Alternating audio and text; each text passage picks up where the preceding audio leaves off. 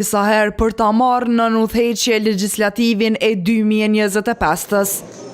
Por si rekordmene e humbjes, Albulena Haxhiut ka goxha mundësi që t'i realizohet dëshira në vitin 2026.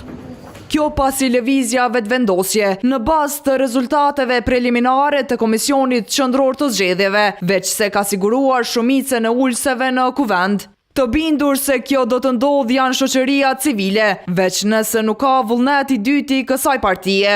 Kandidate do të jetë Albulena Haxhiu për kryetar kuvendit, po pa e përjashtuar mundësinë, kështu që në rast të ndonjë kompromisi ose mos pranimit të zotit Glau Konjusa që të bëhet pjesë e ekzekutivit, rikthehet Glau Konjusa si kryetari i kuvendit.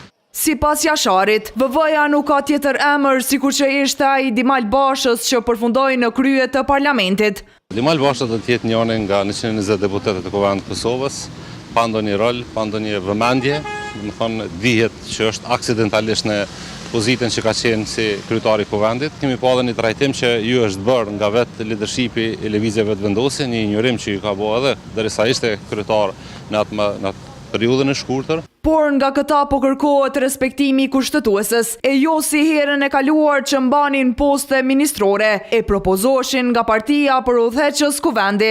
Që tash duhet të respektu kushtetuta. Këto është loja e opozitës, pra që bie nëse të gjithë ministrat dhe kryeministri zgjedhen prapë deputet, duhet me thonë të rreqin nga njëra pozitë. Pra nuk munden më me u sill njëjtë. Para se Basha të zgjidhej krye kuvendar, veç Haxhiut u patën propozuar edhe Hekuran Murati, Arbërien Agavci e Donika Gërvalla nga partia Guxo.